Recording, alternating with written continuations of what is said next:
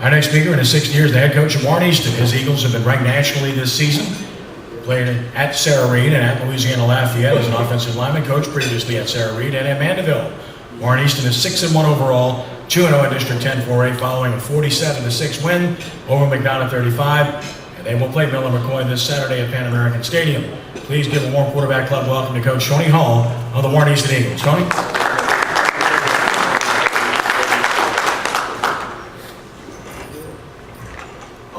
Good afternoon. I want to thank Mr. Trahan for inviting me to come and speak to you guys this afternoon.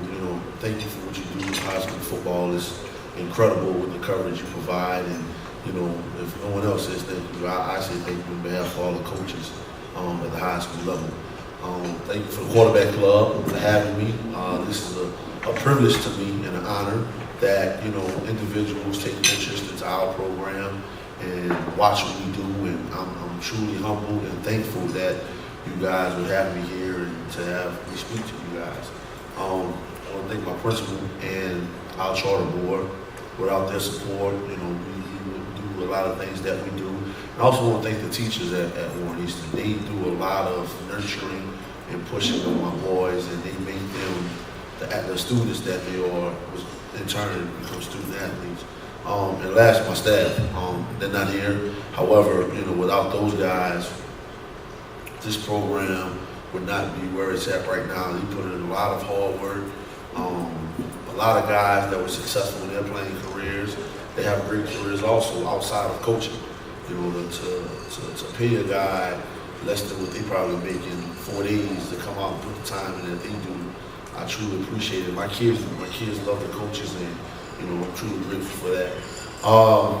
Just with Warren Easton, we're 6-1 right now.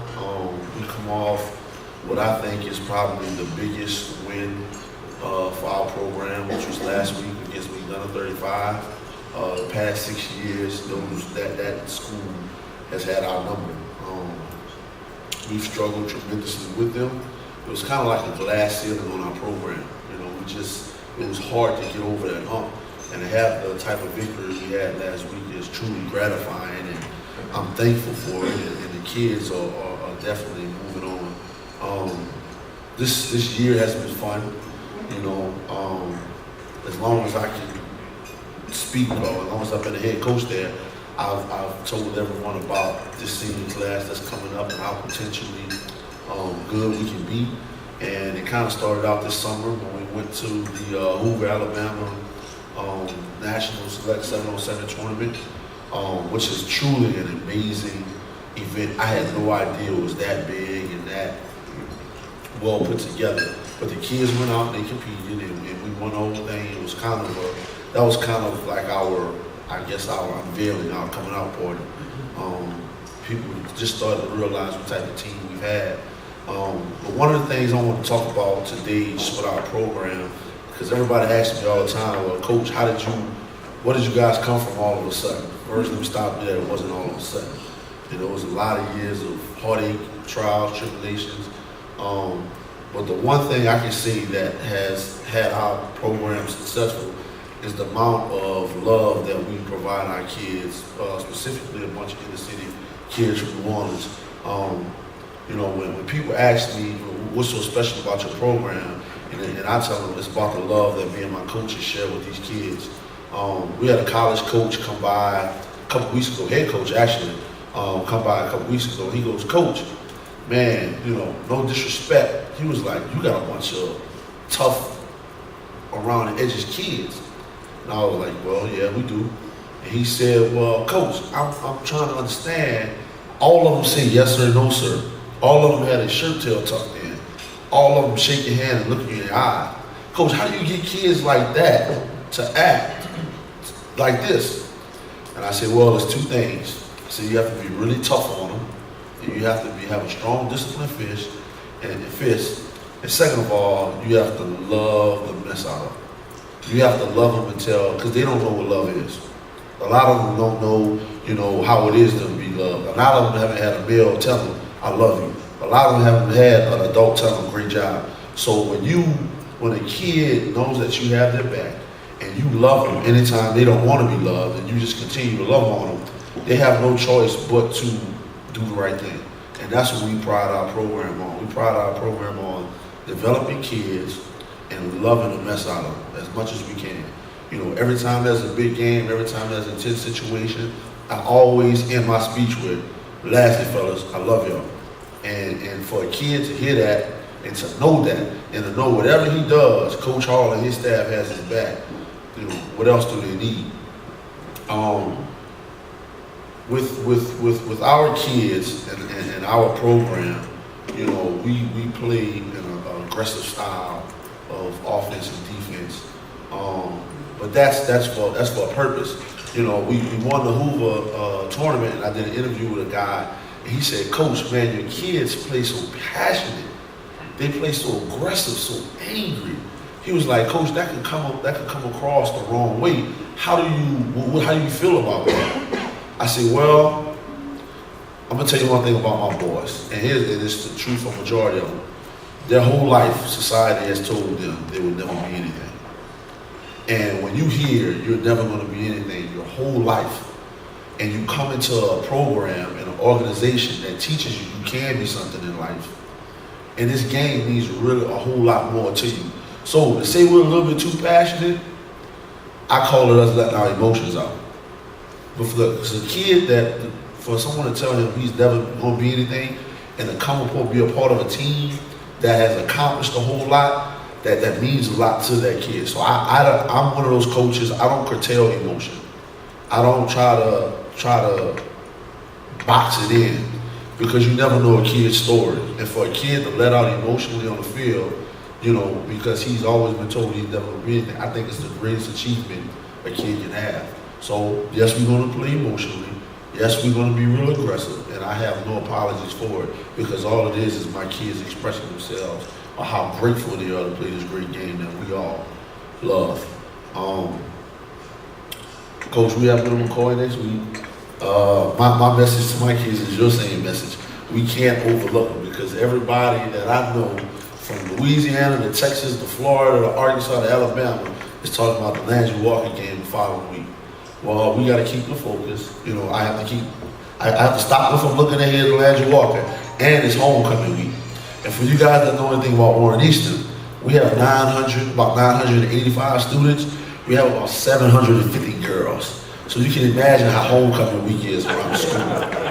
Yeah. So not only can you look ahead from Landry Walker, I have to stop them and keep them focused from homecoming. So hopefully, Coach, we can stay focused and, you know, take care of Little McCoy and then move on to what I call as a program-changing game. You know, it's a game that if you win, it changes the culture of your program and how your program is viewed throughout the state of Louisiana. So, again, thank you for you guys for having me. I greatly appreciate it. You know, I'm just humbled to stand up here, and if you guys want to talk or you have any questions, I appreciate it. Raise your hand for questions. Yes, sir. Coach, Deshaun Smith, I believe, and correct me if I'm wrong, is going to, or committed to Berkeley midday. Now, is he looking like quarterback, or is he looking, I know he's kind of listed as both full threat as well as an athlete. What's up with him? And also talk a little bit about him. I don't know if he's had less than 4 touchdowns in a game yet. Well, I'll tell you what, the quick story about Deshaun. Last year, right before the season, 7-on-7, he breaks his foot. And we have a senior quarterback backing him up. Well, you know, he has to have the surgery, and it's going to take 4 to 6 weeks or whatever. So Josh comes in, and Josh is doing a great job for us. Deshaun comes to my office and goes, Coach, Josh is having a great year. It's his senior year. Maybe he can earn a scholarship playing quarterback. Put me wherever else you need me to be. And I'm saying, you gotta be kidding me. Are you serious? I'm gonna be the laughing stock of the city. I said, I've been you for Josh. Well, I did it. Josh had a great year, and Josh is playing quarterback on athletic scholarship at Prairie View. Well, that just tells you how humble of a kid Deshaun is. Deshaun is never a me first person. He's always team first. Whatever you ask him to do, he's going to do. He's committed right now to A&M to play defensive back. However, there are a bunch of spring teams out here at the BCS level who starting to take notice, and it's kind of intrigued him a little bit. He's always wanted to play DB. He loves playing DB. He thinks he can go to the league playing DB. However, he's just a little intrigued by some of these schools that are starting to come at him asking him to play quarterback. So, you know, what position he plays, I want him to play whatever his heart desires because he's been such an unselfish kid for it. And everybody talks about Tyron and Tyron this, but he's the captain that makes this shit go. Like, you know, like you said, I don't, there's no, probably one game, I would go on and bet to say he scored less than 5 touchdowns. But he's such a leader. He's such a humble kid. He does everything you ask him to do. And he's so gifted athletically. He just, I don't think I'll ever coach a kid at this level like him. I hope I do, but it's been such a great ride with him. There's a lot to talk, obviously, about your senior class because of Tyron and Deshaun. What about your junior and sophomore class?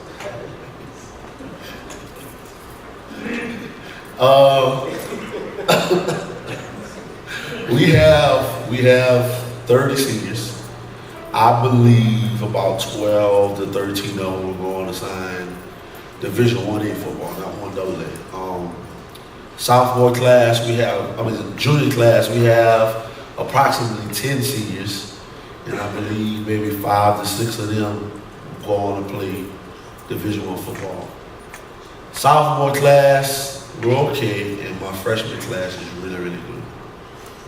I'm just gonna leave it at that, and just know, you know, the future is bright at Warren Easton High School, and it's just a tribute to the school itself, not me or the football program. You talk about, I know Coach said they're one of the top performing high schools in the state. Well, I can sit up here and say we're one of the top performing academic high schools in the state, and we don't have a test. It's just a lottery pick that you have to go through. But that's a tribute to the teachers and the administration at Warren Easton High School. So not only for the city of New Orleans, I think it's a great thing. You can have a great program that competes athletically, as well as a great academic program. And, you know, no disrespect for the Catholic schools, but you don't have to pay for it. It's free. So I think that's great for the city of New Orleans. Anyone else?